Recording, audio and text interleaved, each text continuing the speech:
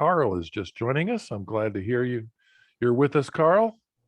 Hello, I finally made it. With your permission, I'm recording the program. Oh, you don't have my permission. Oh, bummer. So I'm calling to order this chapter 25 of the SBE meeting tonight. We'll have a very, very quick meeting. Mr. Flesner, do you have anything for the good of the order? I do not. Everything's going good here, and it's nice that we've got 50 members, so that's good to hear. Yep, and they're growing every day. I have the chapter chair's newsletter for the month of August. It involves the annual election of SBE officers and directors, which continues through August 25th. So you haven't voted, please do so. As chapter 25, we are the auditors of the vote. So any paper ballots, we will be checking. I think it's on the night of the 25th.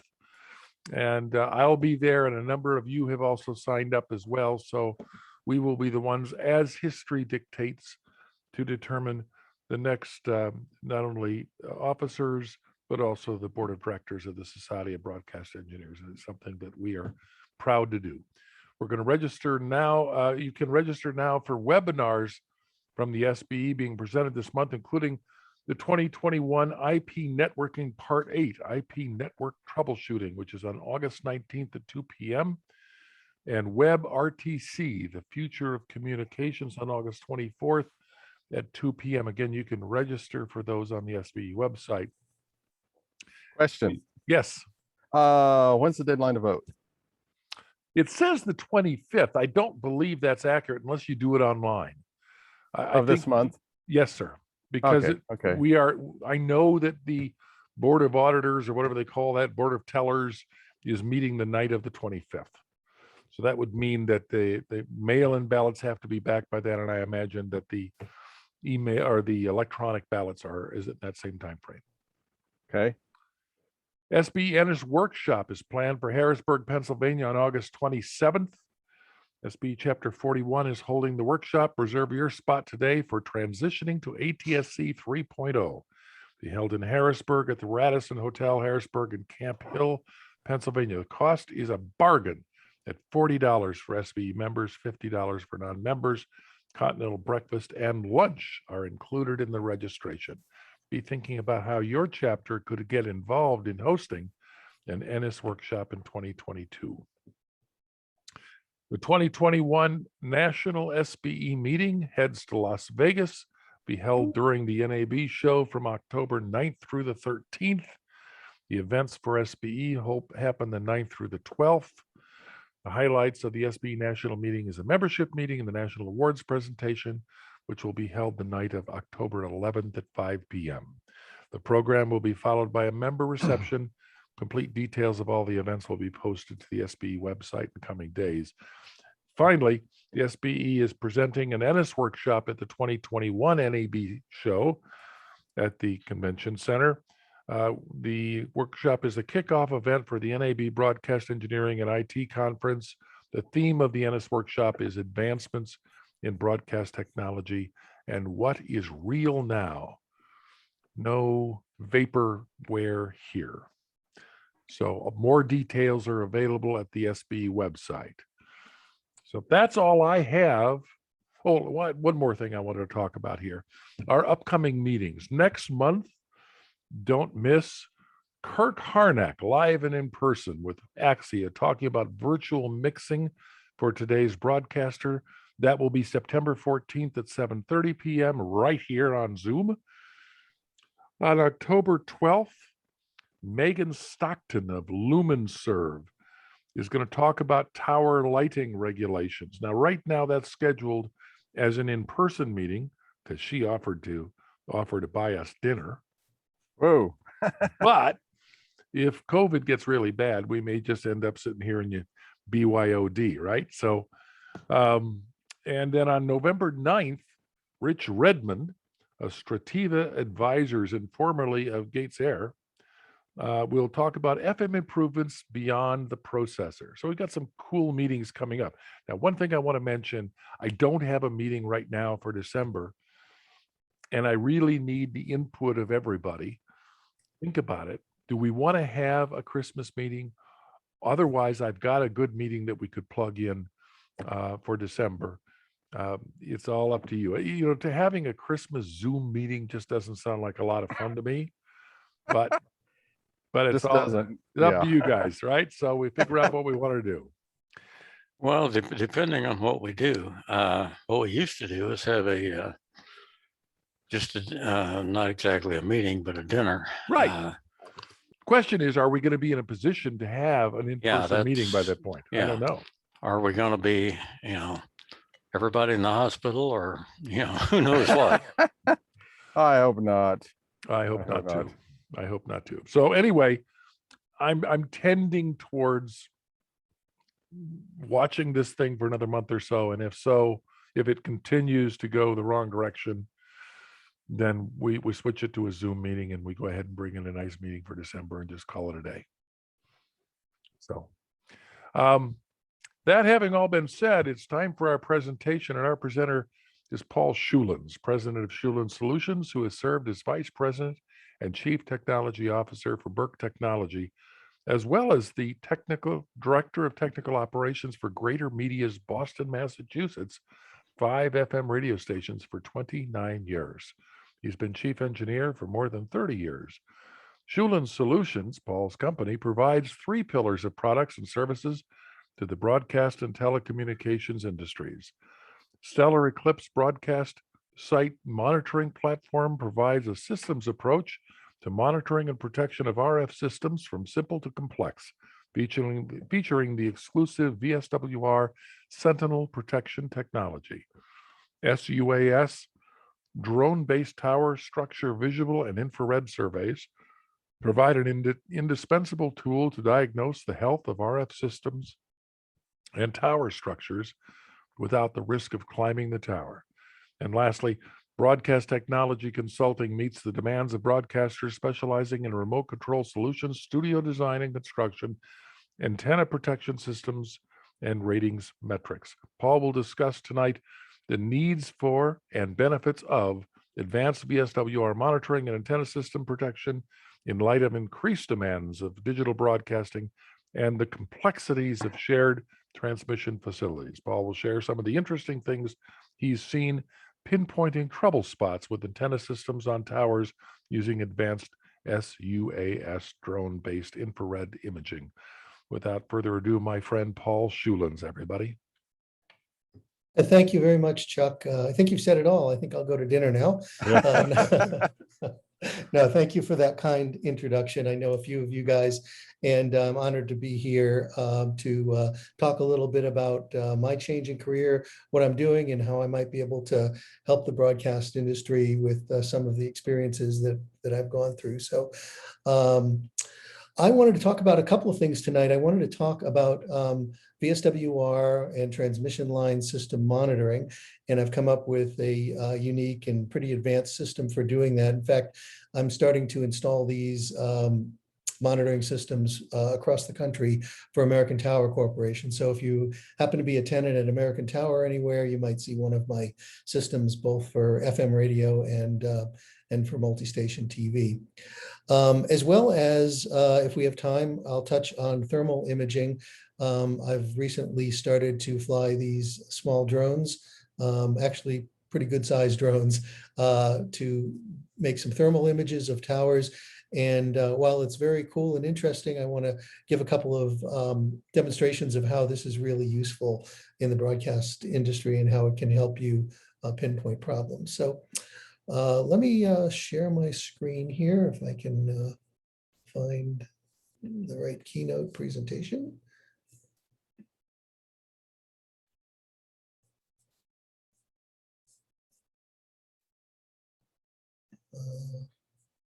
Did that do anything, guys? Do you see anything?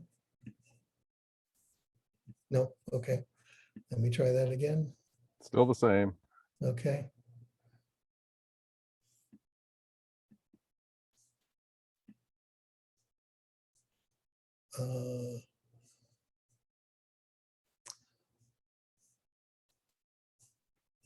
I've got hit a share screen button on my computer. So it's probably one on yours too. Look down at the bottom. share Yeah, no, screen? I've got that going. It's just not sharing. Yeah, Okay. I get, let's see. Try. It says share keynote, open system preferences to security to grant access. And I think I must have to grant access to Zoom.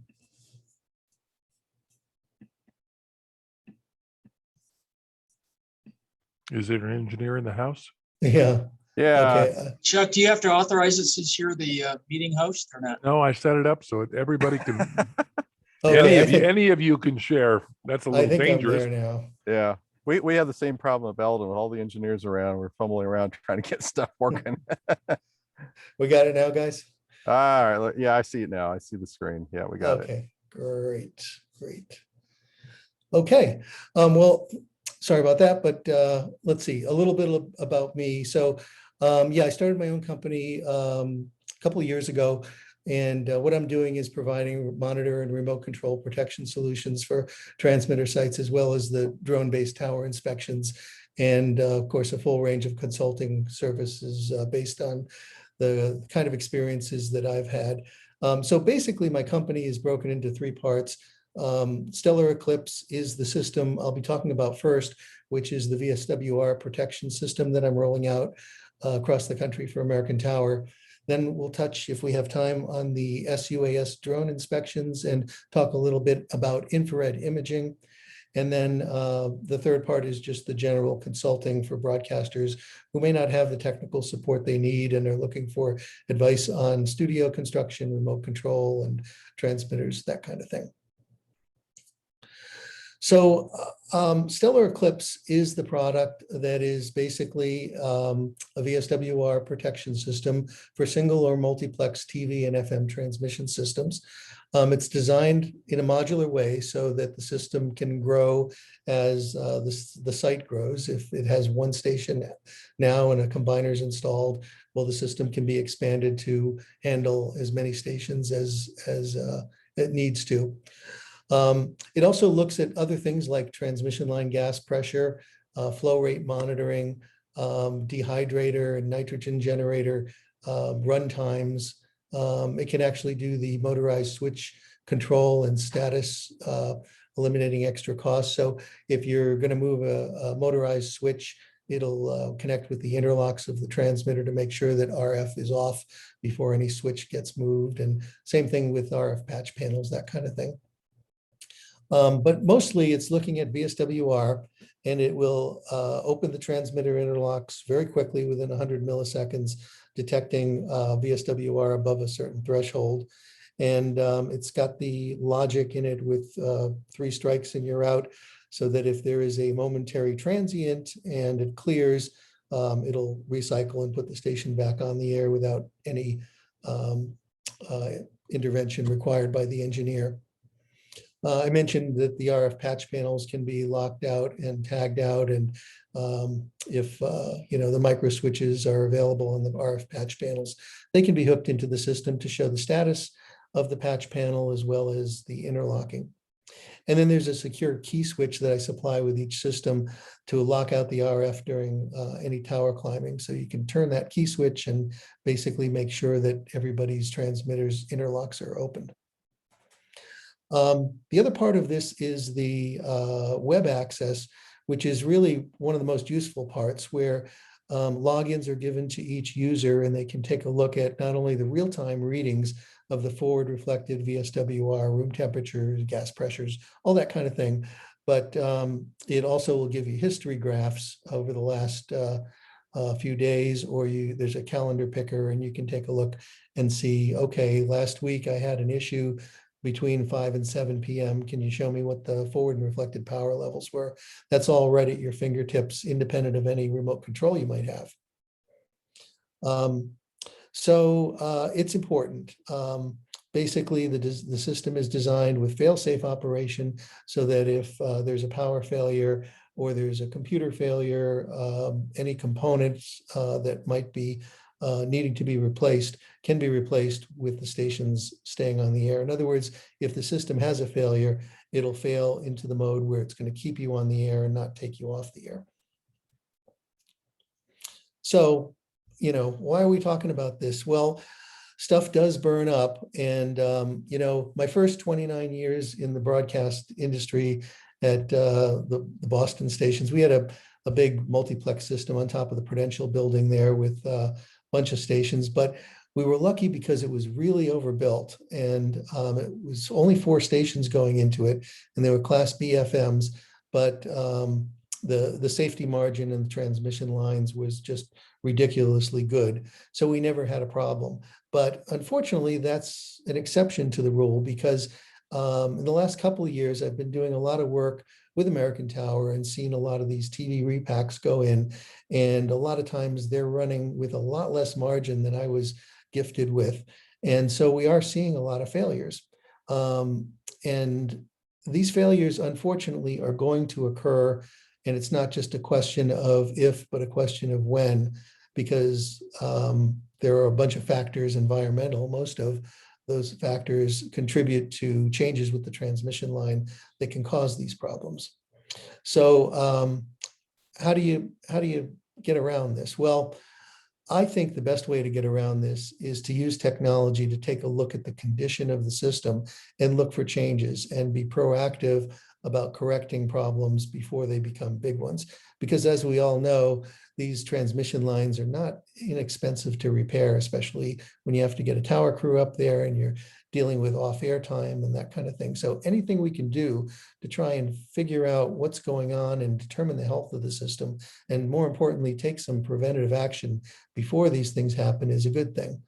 Unfortunately, we can't always do that, and we can't predict exactly when something's going to fail or where something's going to fail. But technology has helped us to make really good estimates and guesses. And also, when a tower does have a problem, or a transmission line or antenna does have a problem, we have some really cool tools to help us pinpoint where that is, so we can get back on the air in a quick manner. So, of course, we're talking about Mother Nature and the expansion and contraction of the metal line sections, vibrations, problems with installations. Here's a common one: loss of transmission line gas pressure. I think many of us have dealt with that before. Property damage, people using guns to shoot at transmission lines. Unfortunately, that's been known to happen every once in a while. And again, I touched on the rated power level of the system compared to the actual level being used to combine to define the operating margin. Again, a system with more margin is obviously better, but it's much more expensive to put those in. And of course, do we inspect the towers? Are we looking at the mechanical aspects of what's holding the antenna and transmission line to the tower on a regular basis?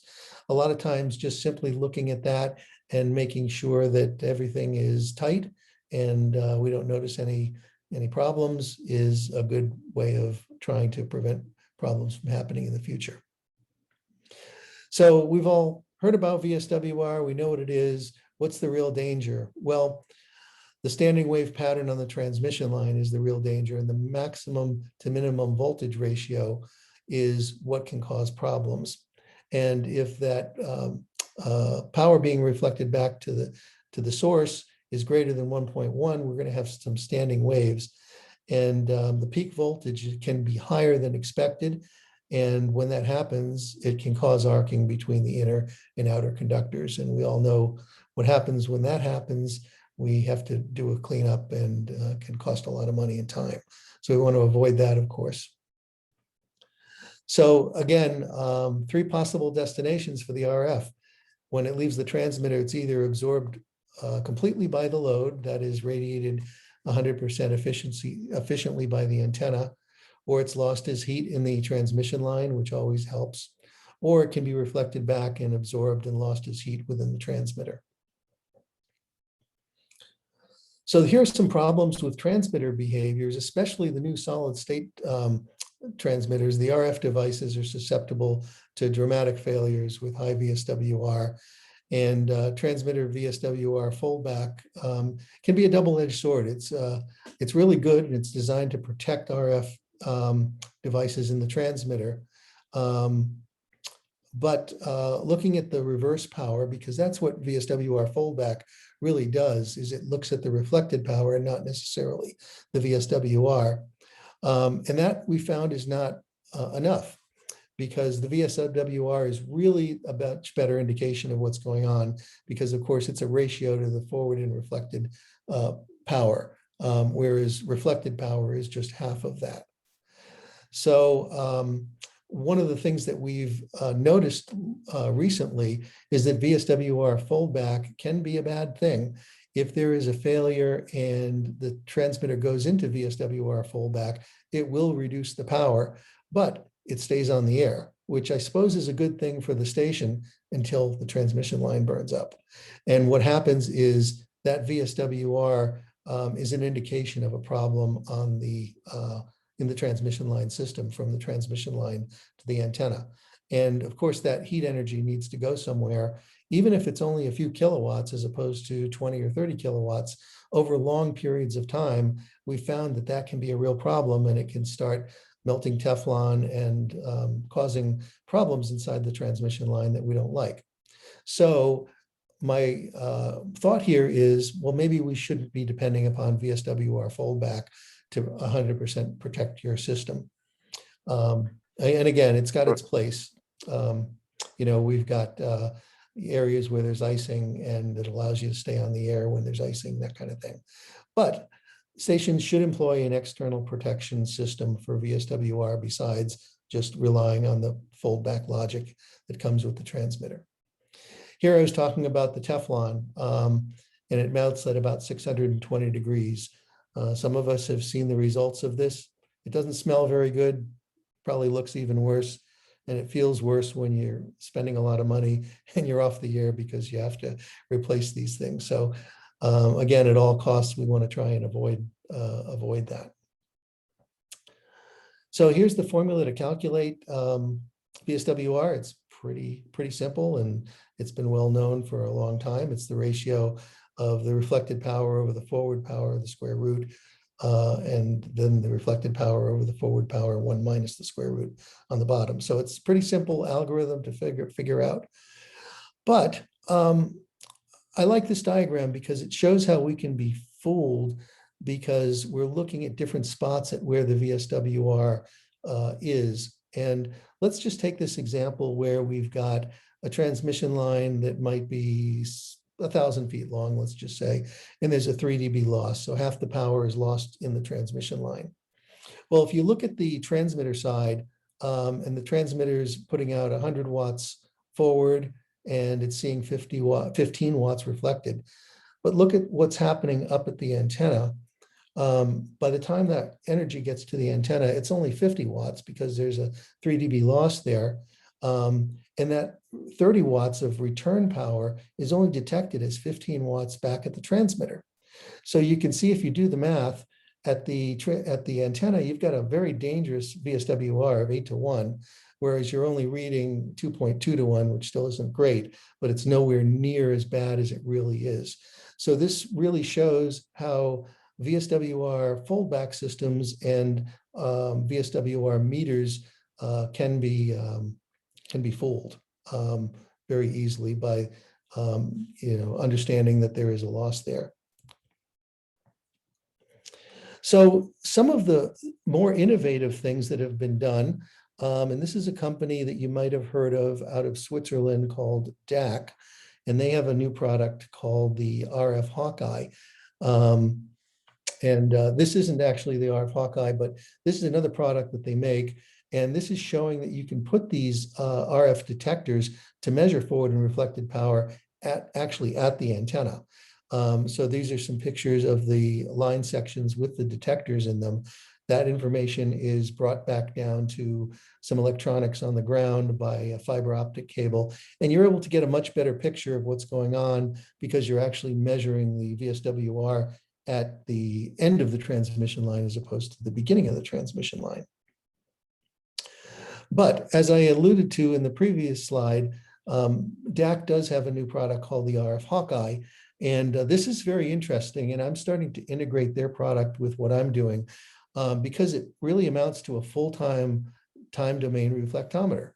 And this basically injects a signal, I think it's 240 megahertz, that is below the FCC limits in terms of spurious. And it is a full-time radar. And basically what it does is it gives you a plot of return loss or VSWR versus distance from your transmitter. So it's doing this several times a second continuously.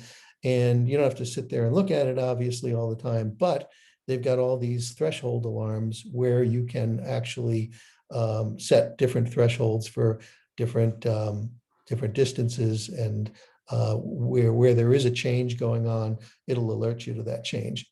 And I think this is kind of the holy grail in terms of what technology is bringing to allow us to see really what's going on the transmission line. What I'm doing is I'm taking this data from the RF Hawkeye, and I'm taking it and putting it on a web page along with the stuff that I've got on the ground, which is the VSWR on the ground, as well as the room temperature and line pressure and that kind of thing. So it's a very comprehensive solution, and I think it's pretty exciting. The installation of this is very simple. It's basically a line section that goes inside your building where it's unpressurized, and there's a piece of electronics that go in. So it's pretty easy to install. It's neat stuff. It also can detect sparks, and it can detect when the sparks occurred, and it keeps track of those. So I think that's pretty interesting too. There aren't too many systems out there that will do that, but if you have a spark or an arc in your system, this will tell you where it occurred. So some of the neat things that I'm doing and we can do nowadays with computers, of course, is look at the trend analysis of your VSWR or your line pressure, for example, or your room temperature. We can use all those examples. And those trends allow us to see if something abnormal is happening within the transmission system. So let's say your air conditioning is failing in the room. Well, if the trend is in the wrong direction, you can get a little head start on that. Or more importantly, probably if the air is going out of your line, by looking at the airflow or the line pressure and looking at that trend over a period of time, you can alarm on that and understand that there's a problem before your gas pressure gets to zero. Coaxial and waveguide switch interlocking and control is, of course, all under the computer. Dummy load interlocking, if you have dummy loads on your system, those can be interlocked so that if they're too hot or not energized, it'll turn the RF off. Again, I'm doing real-time web page generation for telemetry. It's all covered by a heartbeat monitor, which basically the data leaves the transmitter site, goes to a central server every few seconds. And if that data doesn't appear every few seconds, there's an alarm that goes off and you get an email saying, hey, either the power's out or the internet's out or the computer's failed and we're not getting any new telemetry there. And of course, very important, email and text message notifications come out. So if there are any problems, you get notified by email or text. This is an example of, typical example of some of the systems that I've put in. This is the rack where the stellar eclipse unit is. I'm using industrial A to D converters, and that's what you're looking at here. There's 16-bit A to D converters that take the DC voltage from the RF sample and turn it into a computer number, and the computer evaluates that and calculates the VSWR. This is an example of a thermal sensor taped onto a transmission line. And we have noticed that it's worth it to look at the temperature of transmission lines even inside the building. So if a transmission line is getting warmer than it normally is, it can give you an indication that something's changing there. This is an example of some of the transducers I'm using to look at line pressure and also flow rate. I don't know if you can you see my cursor? Does my cursor move? You can, okay. No, you can't. No, okay. If you look on the right side of the screen, or the right side of this photo here, there is a little cube with a digital display that's barely visible in the photograph. That is a readout which you can read from 10 feet away. That gives you a quick indication of what the exact line pressure is. That also provides a DC sample that goes to the computer and transfers that to the web page and keeps track of it.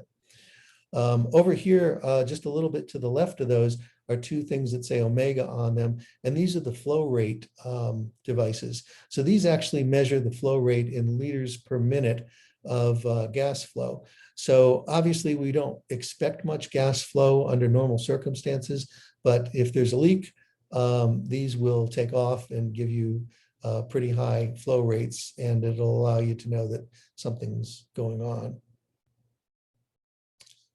I mentioned earlier the key switch for climber safety and lockout, and this is an example of what I've been installing at the monitoring racks. There's the operate lockout key switch, as well as the reset button.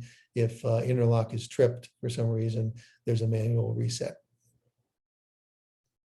An example here of interlock connections. There's usually a barrier strip that's clearly labeled. I usually use normally closed contacts so that if there's a power failure or something, the stations stay on the air. These open up during a fault. And this is a screenshot of basically a web page display.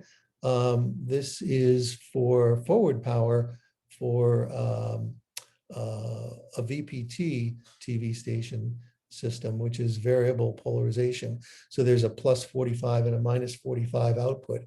And you can see the values in kilowatts of the forward and reflected power over time. This is the kind of thing that you can pick up right on your mobile phone or on your computer as tuning into a web page. And so we do the same thing for line pressure. This is a transmission line pressure in pounds per square inch, and we can look at that over any period of time you want.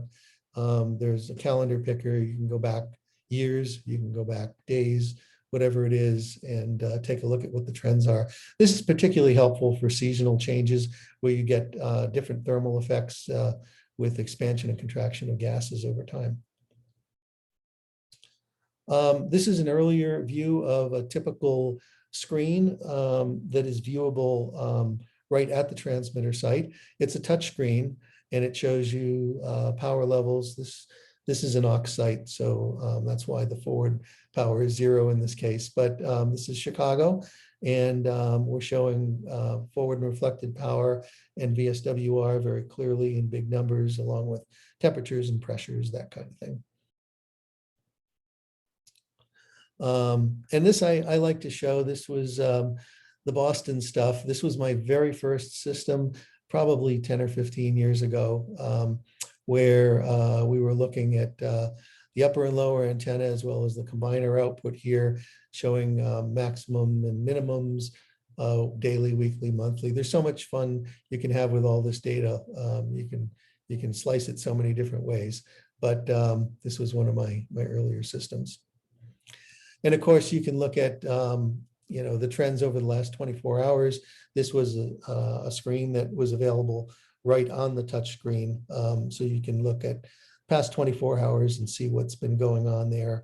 And I even put on there, if you look and see, you can see forward power nominal 11.2, last 24 hours averaged 11.25. It's running at 100% of nominal. So if you're not one of those type of people that know all these numbers off the top of your head, it's nice to have it right on the screen so that you can see whether it's normal or not. And so that's one of the kind of fun things that I've been able to do.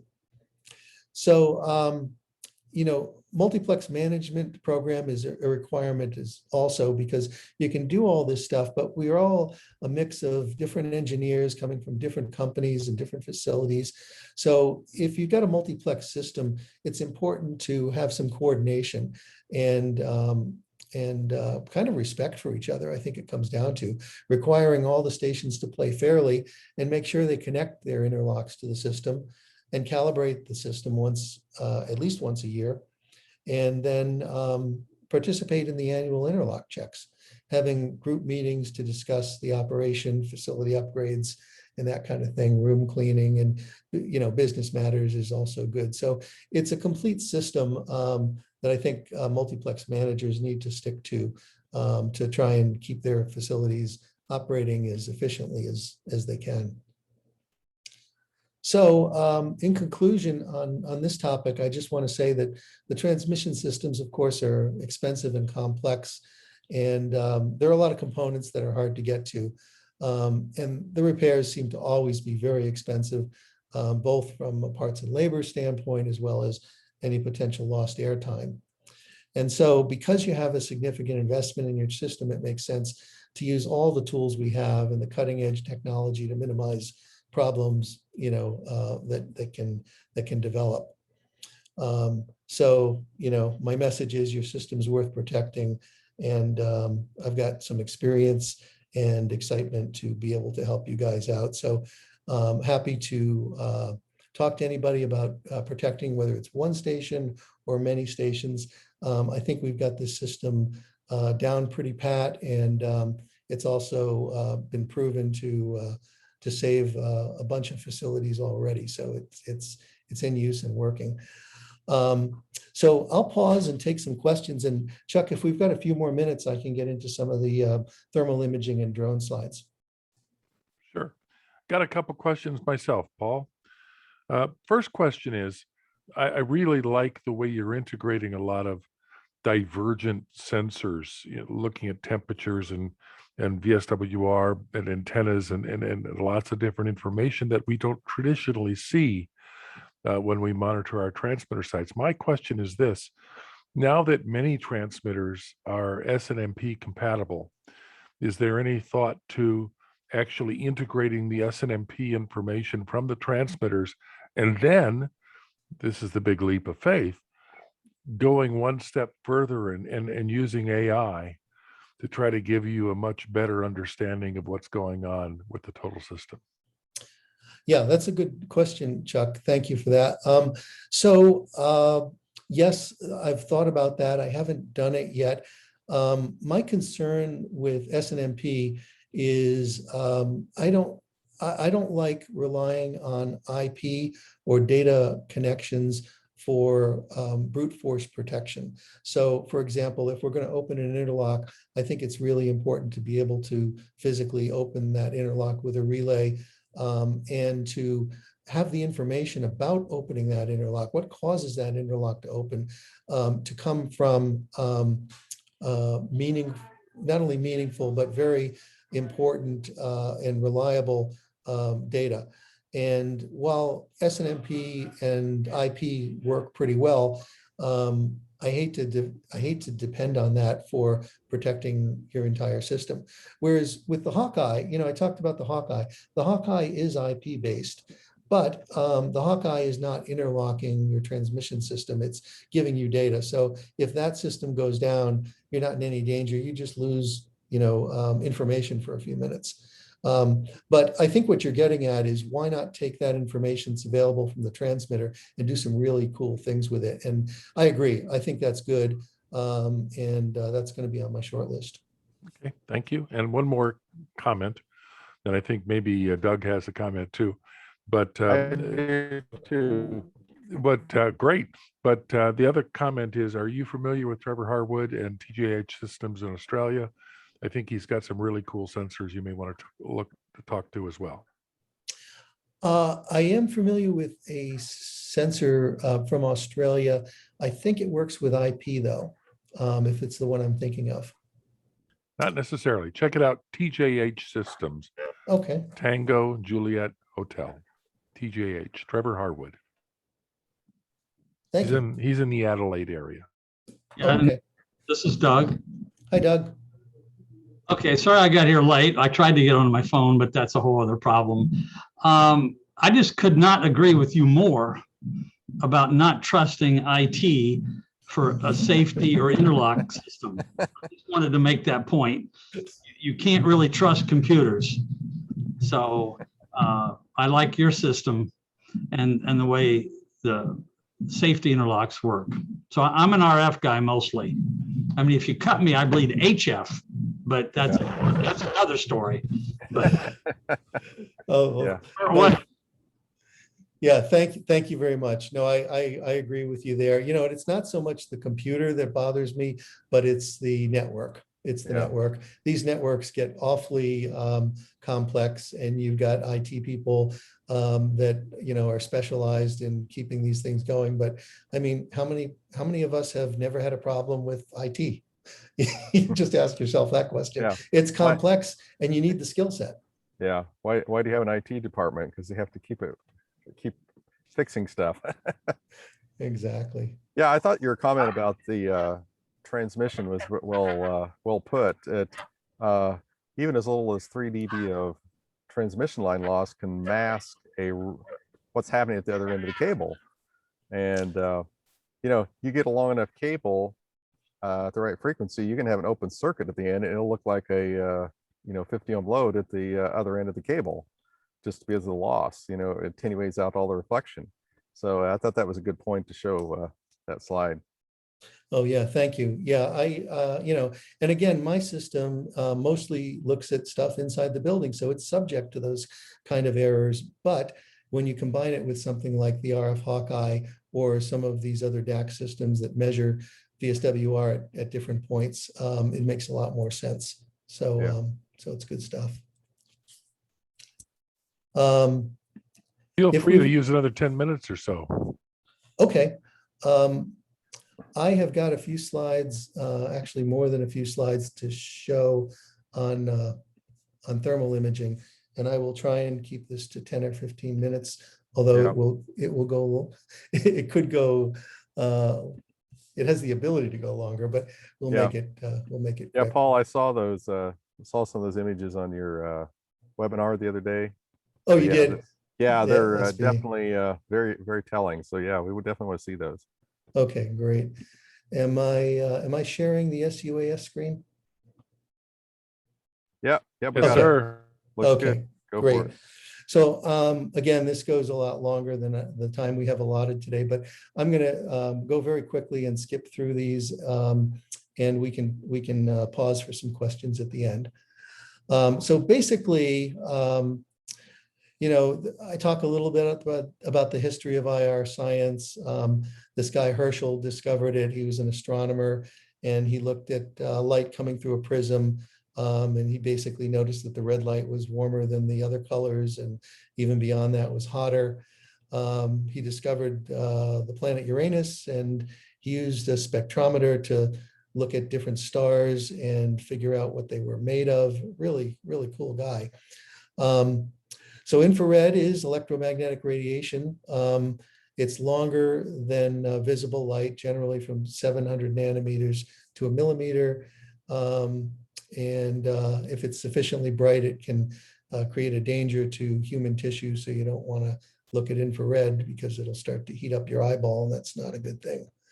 But one of the things I talk about when I talk to folks about infrared, and I've recently learned a lot because I got my level 1 certification just about this time last year, which enlightened me to a lot of things about how this stuff works, is the concept of emissivity. And every object has a different emissivity, and those values range from 0 to 1. And 0 is like a perfectly reflective mirror that doesn't absorb any energy. And the value of 1 indicates an object that's a perfect black body that absorbs and radiates everything that it gets in terms of infrared. And this is really important because the emissivity of the target, if it's below 0.5, you're unlikely to be able to get a really accurate temperature measurement. And you know, people are looking at different objects and seeing all kinds of crazy temperatures, and it's, you know, it really has to take into account the emissivity of the object in order to get a numerical value that makes any sense. And to illustrate that, I've got this slide here that has a couple of paint cans on the left and on the right. The visual images on the left with the paint cans, and you'll see a piece of electric tape on horizontally placed on the left-hand can, and on the right-hand can is a different material. I think it's gaffer's tape. And you can look on the right side of the screen and you see the spot temperature of the electric tape is 163 degrees Fahrenheit, and the spot temperature of the shiny metal is only 74 degrees Fahrenheit. But in fact, the whole thing is really 163 degrees. And that's because of the emissivity changes between the electric tape and the shiny part. Basically, when you're looking at the shiny part, you're not looking at the temperature. You're looking at what's, just light being reflected off of the object. Whereas the electric tape actually absorbs the energy in the room and is showing its true colors. Well, not its true colors, but you know what I mean. This is a sample of emissivity for various materials, and I've showed copper at the top. Polished copper transmission line has an emissivity very low of 0.05. Oxidized gets up there to 0.65. So these two are very important because, of course, our transmission lines are made of copper. And basically, it tells you that if you're looking at a polished surface, it's lying to you. It's not telling you what the real temperature is. So we get into qualitative and quantitative thermography, and qualitative is using the skills of somebody who knows how to interpret these images to evaluate the thermal pictures. And such examples include rooftops and broadcast transmission lines and so forth. Quantitative, on the other hand, is numerical measurement reports using calibrated instruments in a controlled environment to indicate overheating. And some examples in a controlled environment would include motors, electrical panels, and human subjects. We've all probably been subject to having our foreheads scanned as we walk in a store in this age of COVID. And here's how a detector works. It's a vanadium oxide or amorphous silicon resistor that changes its resistance when infrared energy hits the chip. And basically those digital numbers are processed into signals and used to create an image on the display. And again, some of the uses we have for this in the broadcast industry include visual tower inspections and infrared scans for heating, RF signal measurements, and thermal imaging of AC power panels. So it really gives us a sixth sense of what's occurring in and around electrical and RF systems. We can look all we want with our eyeballs, but this thermal sense of what's going on really gives us another dimension into the health of our RF systems. And this includes transmission lines and antennas, patch panels, combiner modules, switches, and electrical power panels. So I'm really short on time. I'm not going to get too far into what sUAS is, but it's a drone, and here are the rules that the FAA defines as what a drone is. And some of the advantages, of course, are it's safer and less expensive than hiring a tower crew. You can fly in a wide range of weather conditions on short notice, and you can get some spectacular views from above the tower looking down, which it would be a real trick to have a tower climber do that. But there are, considerations. There are practical and regulatory operational requirements. You need a Part 107 licensed pilot. That's an FAA license to make commercial measurements. You always need a second person as a spotter, and most often this requires FAA and local approvals to fly above 400 feet above the ground. Insurances, liability insurance, so you don't get sued by damaging property or people. And hull insurance is important too, because these sUAS drones that we use in high RF environments equipped with expensive infrared detectors typically run in the $30,000 to $50,000 plus range. So crashing one of these things is a really bad day. So you want to make sure you have insurance. Not that I've crashed one yet, but you want to make sure that you're covered. So I wanted to talk a little bit, if I have a couple of minutes here, to talk about some of the limitations and what it's all about, trying to fly a drone and do some infrared imaging on a tower, which is really cool and worthwhile to do. But you really can't do it during the day. You have to do it when the sun is down, because if the sun is beating on the tower, it destroys the signal to noise ratio of the infrared that you're trying to capture from the heat loss of your subject. So it's ideal to fly at dusk or dawn, but you don't want to fly when it's too dark, because then you can't see the tower or the guy wires. So there are certain flight conditions that you want to abide by. There's some technology called RTK. And this RTK technology is called, it stands for real-time kinematic positioning. And there is a base station that's used in addition to the joystick controller that allows better positioning. And it also brings the magnetic compass and the GPS corrections away from the aircraft, so the aircraft is not subject to the errors that might be introduced by being in a very high RF environment. So I always use that as well. And it also helps with, accuracy, exactly where you are to the centimeter. It lessens the concern about winds, and it's just a requirement, I think, when you're doing this kind of stuff.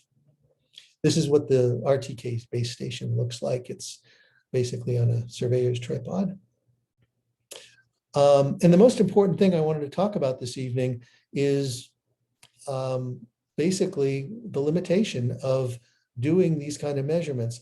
When I started to do this, I thought this would be really cool if I took a temperature of the transmission line every 10 feet and recorded it, and then went back a year later and said, oh, your transmission line has got this hot spot that it didn't have a year ago.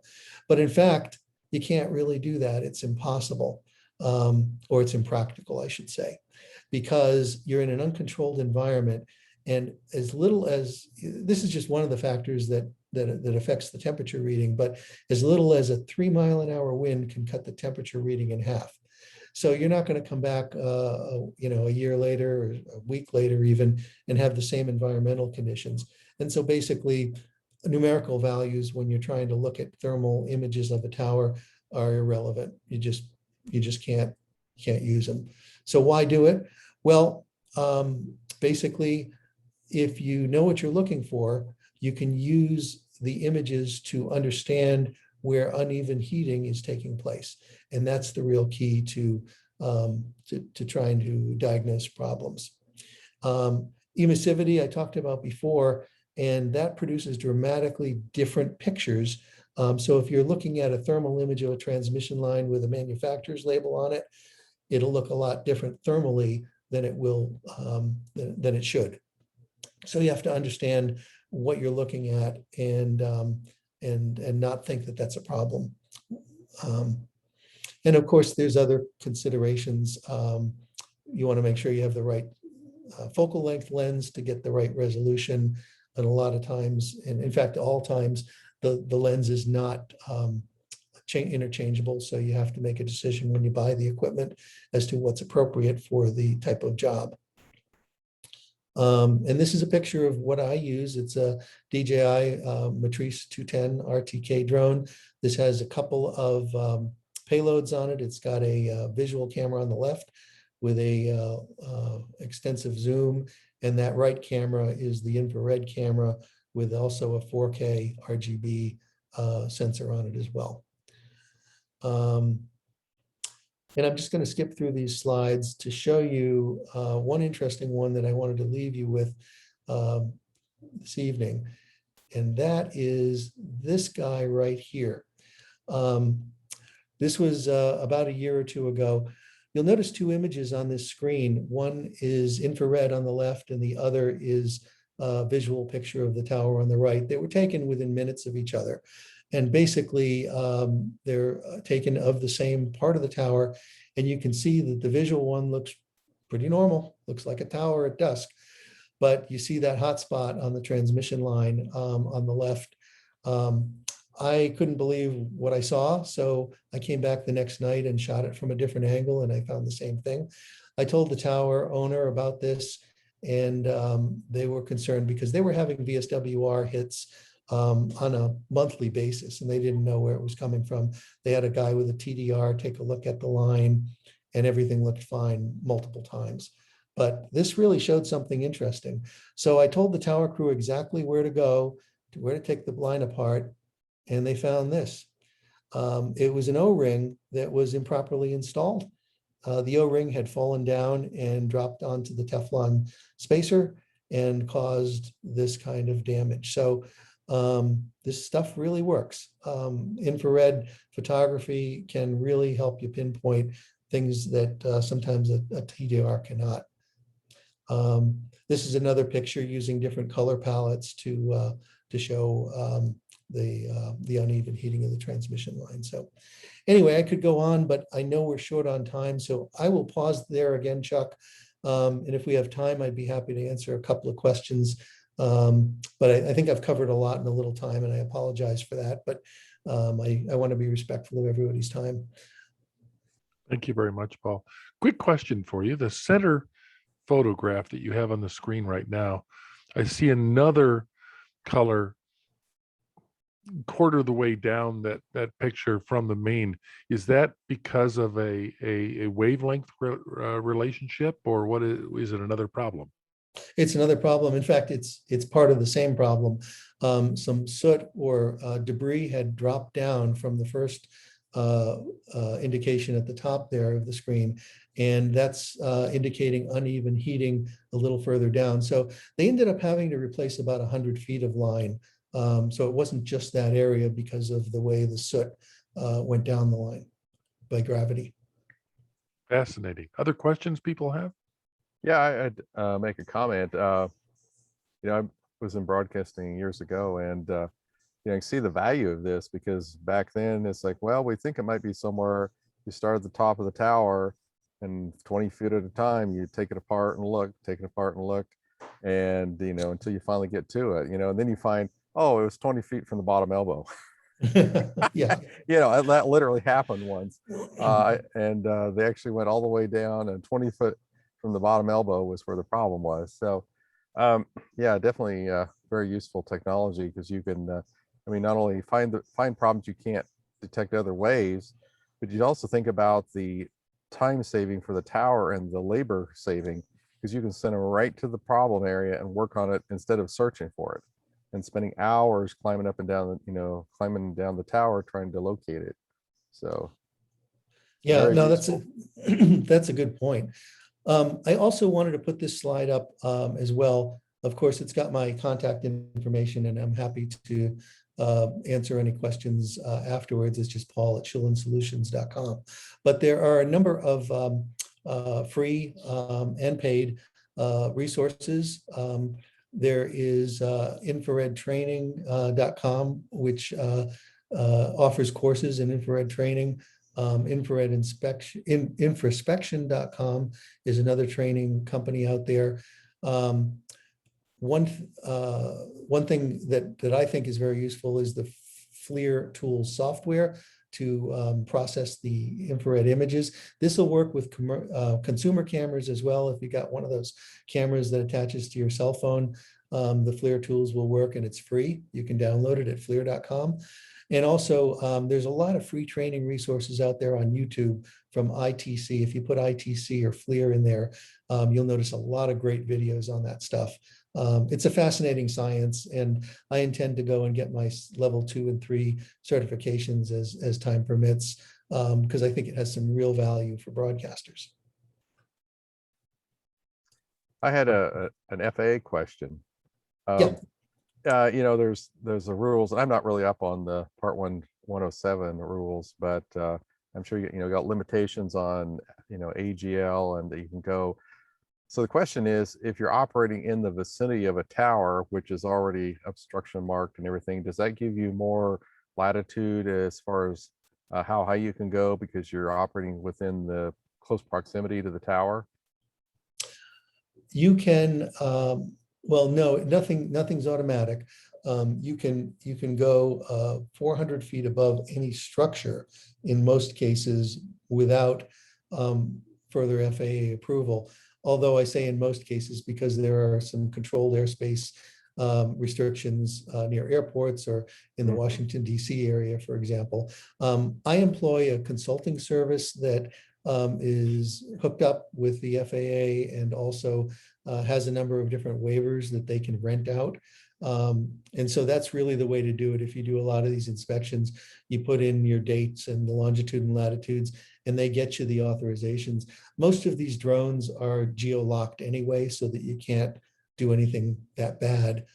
So you need the authorizations to unlock your equipment so that you can fly there. But generally, you know, the rule of thumb, especially in rural areas, is that you can go 400 feet above any structure that you're trying to measure without So- authorization. So if you're doing 1,000-foot tower, that's not a problem. It's really the height above the structure, not the height above ground. That's right. Okay, yeah, that clarifies it. Yeah, that I think that's a relatively new rule, but it was intended to allow these kind of things to happen without a lot of red tape. So before all the rules went in place, there was a lot of this UAS activity going on. Was some of this being done for, you know, inspection purposes like this, or did that really come after all the rules were in place with the FAA? Well, I was an early adopter and I started with consumer type drones. And, you know, it was kind of the Wild West out there where there weren't Yeah. a lot of rules because the technology was faster than the legislation. So people were doing all kinds of crazy things, including myself. But I'm a law abiding citizen now. No, it started out where you know, and there were a lot of terrible things that were going on. I mean, you all heard about drones in airports and, you know, Oh, yeah. getting in the way of pilots and stuff like that. So yeah, it was pretty scary back then. But you know, I think that's all been much improved and locked down at this point. Yeah, I noticed that back a few years back, before the rules went in place, it seemed like there was all kinds of UAS activity, and people are flying them out of their backyards and flying over their neighbors' houses and just all kinds of stuff. And then when the rules went in, it just seems like it kind of really subsided because people didn't want to get in trouble. Yeah, no, there's technology out there now that can actually track these things. And I wouldn't be surprised in the future if they require transponders on these. They already require you to put a identification, it's kind of a license plate on the drone so that, you know, they can identify it if it's found somewhere. And so there's all these kind of rules. It's hard to enforce, but Yeah. the FAA has started to try and catch up.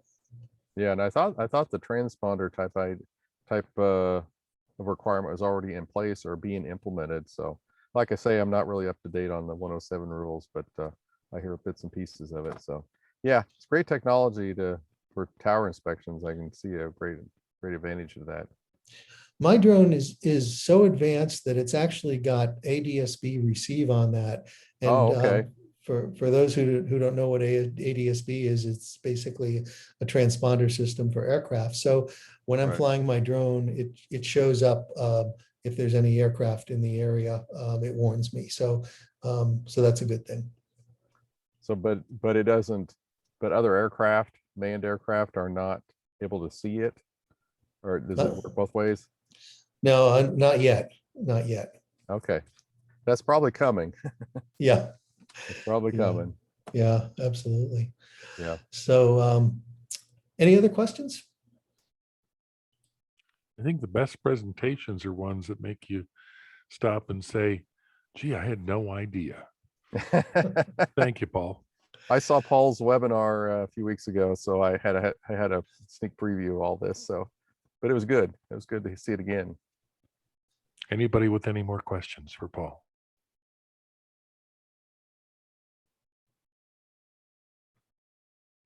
I'd say you nailed it. And since your email address is still on the screen here, Paul, and we're going to be, this has been recorded and it'll be watched by a whole lot more people afterwards, I wouldn't be a bit surprised you wouldn't get a couple of emails later on. You know. Paul Right. Shulins, I want to thank you so much for spending your time with us at the Yeah, thanks, Indianapolis Paul. SBE chapter tonight. And look forward to having you back and learning how you're going to use AI in the future to integrate all this cool information. I got my homework assignment now, Chuck. Thank you. Thanks, everybody. I really appreciate your time and hope to see Thank you. you. Hope to see you soon. Good Take care. presentation. Thank you. Thanks, Paul. everybody. Good night. Bye-bye. Hey, Chuck. Yeah, Chuck? Yeah, go ahead, I'm still Doug. here. I'm still here. Yeah, don't hang everybody yet. Go ahead. I wanted to say something, but go ahead, Doug. Yeah, and I have a question. I have two comments too. Go for it. Who, me, Doug? Doug, go ahead. You go first. Yeah, just two things. On treasury report, which should have been at the beginning of the meeting, we have the same money we did the last time, which is $6,770.24. So you haven't been to Mexico? Well, I was in Aruba, but I'm Okay. go anywhere, anytime. So the other thing is, as certification chairman, we have two people taking tests in the month of August. The first one I've already done at the National SBE office Monday at 10 a.m. It was a certified radio operator. And then later in the month, I was going to go to Nashville, Indiana to help the guy out because he lives there, but it turns out he works at IU in Bloomington. So he's actually going to take the test in the library at IU, and Megan will be working that out with people at IU. Wonderful. All I have. Okay. Thanks very much. And Carl? Yeah, I want to let everybody know, making a change. I'm actually going to be leaving Belden. Really? Yeah, been there a little over 30 years, and I plan to stay engaged with SBE. So I'll have to send you my new email These so two. I can still participate. But I'm from a Belden standpoint, I'm retiring, but from my standpoint, I'm not retiring. I'm just going to be doing some other things. So Care to an share? yeah, well, it's aviation related. I'm actually a certified flight instructor, and opportunity presented itself to do that full time. So I'm going to be a full-time certified flight instructor, and I couldn't do both. I just couldn't keep up. I've been doing it part-time for a couple of years, and this opportunity to go full-time, so I decided I'd make the change. So I'm a little disappointed because I wanted to have you guys over to the DEC, the Engineering Center, which could still happen, and they maybe they'd let me come back in as a guest, and I could be the guest tour guide or something. Yeah, so I'd still like to plan on doing that. I'm sure we could arrange that. I could talk to people there, and we could set that up for a future meeting. So that's kind of what's going on with me. So this will be my last Chapter 25 meeting as a Belden person, and appreciate Doug and other people's help with like certification, getting that stuff done. I think the first certification I did was with you Doug at Channel 40, I believe. Yes. You remember that? I do. I mean, sometimes people come up to me and I pretend I remember them, but I remember you. Yeah. Oh, good. You guys I'm living in Richmond. Yeah. Well, you mentioned about working at Fox Electronics, which I used to drive by that place all the time. Yeah, knew some people there. Yeah, they in fact, they actually, I think, were the AV contractor that did the original AV system in Engineering Center auditorium. I think they were actually the contract back in 1989. Mm-hmm. 89. So yeah. So yeah, it's been interesting. So I guess I won't see you at NAB, but I plan to still stay engaged with SBE, and it's kind of like broadcasting is in your blood. Kind of like you said, Doug, earlier. I just you never get away from it. Even when I was working at Belden, never could get away from it. So it's always fascinating to see this stuff because it brings back memories, like Paul was sharing about transmission line problems. I've been there, done that. Didn't have any way to good way to find the problem. It had to just take it apart piece at a time, the tower crew, and until you found the problem. So it's interesting to see how all the technology's changed, and that's a great tool. So but anyway, so that's what I wanted to let everybody know. Congratulations. And I want Yes. to make a couple comments to you, Carl. Yes, Doug. Maybe you told me and I missed it, but what airport, or are you staying in Richmond, but what airport will you be flying out of as a certified instructor? No, I didn't say that. I'm going to still stay living in the Richmond area. And I actually have some students here close by that I need to finish up. But actually, it's going to be out of Smithfield up at Fort Wayne. I'm going to be working out of Smithfield. So Yeah, Fort Wayne, up Yeah. 27. That's my entire place. I grew up between Richmond and Fort Wayne along US 27. exactly. I learned to fly out of Portland, Indiana. Oh yeah, on 27. Yep. Steed Field or Shreve Field or wherever we're now. Also flew some out of Winchester. Yep. Been both those airports. I Yeah. haven't flown, no. I have not flown in like 17 years. Well, I could help you get back in the air flying. It's what I they call also flew out of Fort Wayne. Mhm. Did that used to be Bear Field, but it's something else now? I think it had that name at one point way back. A long time ago. When I flew there, it was Bear Field. Now it's something, Fort Wayne International or something. Well, yeah, that's Fort Wayne International. Then there's Smithfield on the north side, which is separate. Yeah, so it's actually the one on the north. Yeah, I think Fort Wayne International used to be Bear Field. Okay, Yeah, I've heard that term. we're yeah. probably boring everybody right now. Oh no, this is and it's fun to when I take off. There's all those towers there at Fort Wayne off of the end of runway 23. So I'm flying out, and doing the traffic pattern. I look at those towers out there, and hey, it's broadcast. Hey, we got to make this broadcast related somehow. All you got to do is bring an IR camera. Yeah. So yeah. It's it's been something I've been doing part time, and then this opportunity, so I'm going to go ahead and do it full time. And Congratulations. And one more thing, I'm sorry, Carl. no, I'm fine. You're fine. I was there 32 years ago, but 2 weeks ago, yeah, I drove to Oshkosh. Oh, I haven't been there for several years, and I was too busy to go. How was it? Well, there was a lot of planes, a lot of military planes, a lot of privately built planes, Yeah. like Cessna, Beechcraft, they were all there. Christian people like Billy Graham's Samaritan's Purse, all sorts Yeah. of stuff. And I'll turn 70 in 10 days, but I walked 6.27 miles that day. Oh yes, you walk a lot at Oshkosh. Is that someplace you've gone to many times in the past? No, just once, 32 years ago. Oh, 32 years ago. Yeah. It's quite an event. Yeah, you do a lot of walking. You get your exercise there. So yeah, I've been there a number of times, just haven't been in recent years. So yeah, it's a And for fun the place to go. rest of you, Oshkosh, Wisconsin during that week is the busiest airport in the world for 1 week. And I've flown in there all but the first time I drove in, and the other times I've flown in, and it does get busy. It does get busy. And as far as me, when I did fly, I was just Cessna single engine VFR or Piper Archer or Piper Warrior. Yeah. All right, so I've said enough. Hey, I got a question though. Are you going to tell us at some point? Tell us about your trip to Bonaire. Yeah, I love the trip to Bonaire. What do you want to know about it? Well, I figured you'd show us some pictures sometime, or do a presentation, or tell us about it. Maybe this could be a presentation, Doug. I'm coming That's up. what I'm hinting at, Chuck. This needs to be a future presentation.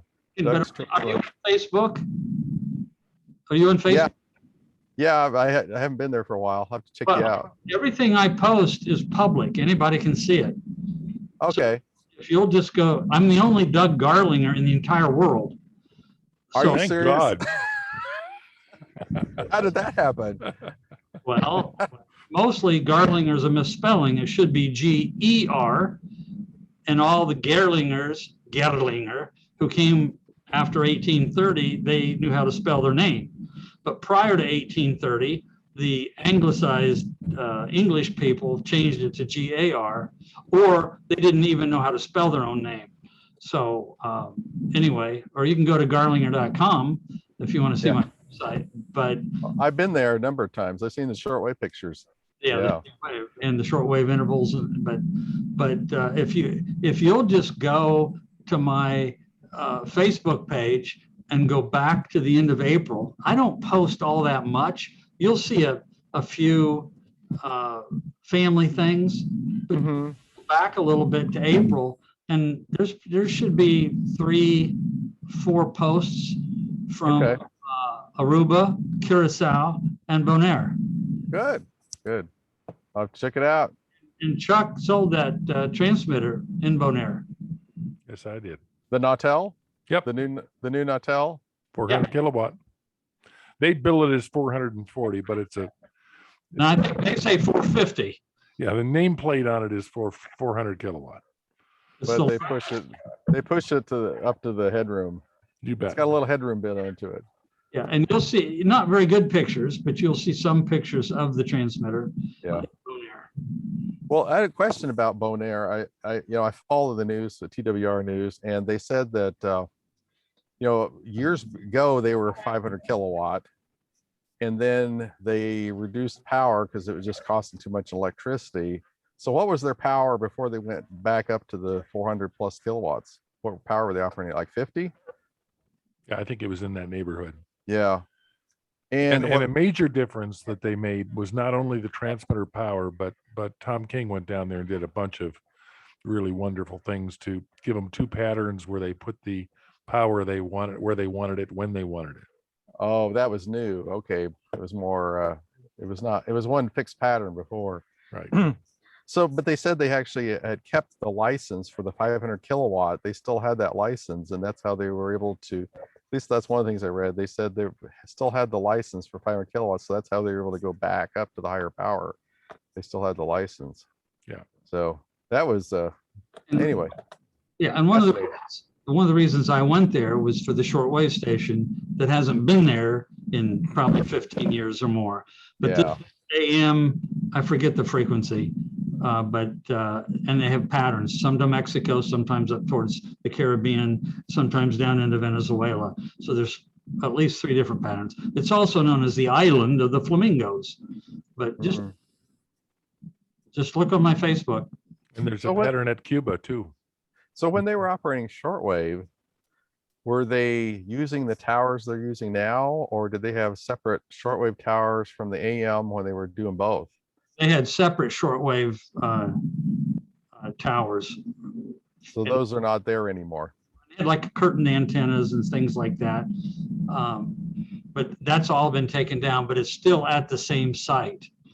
And if you go to my webpage, QSL, you can go down to Trans World Radio Bonaire, and it'll be Island of the Flamingos. Okay. I'll check it out. The interval signal from 1964, if you care. Yeah. I listened to, I found a YouTube video a few months ago about TWR Bonaire when it was the last broadcast in shortwave. Their last broadcast in shortwave. Somebody recorded it and put it on YouTube or somewhere on the internet. I found it. So yeah. Last broadcast. Are we bored, everybody? All right. Hey, it's fun to talk about this RF stuff. Makes the world go around, right? Yeah. Anybody else with anything? I'd just like to say thank you guys for letting me participate in this week's meeting, or this month's meeting. I look forward to possibly coming back in the future. Possibly. I will. Okay. I will, guys. Sign him up.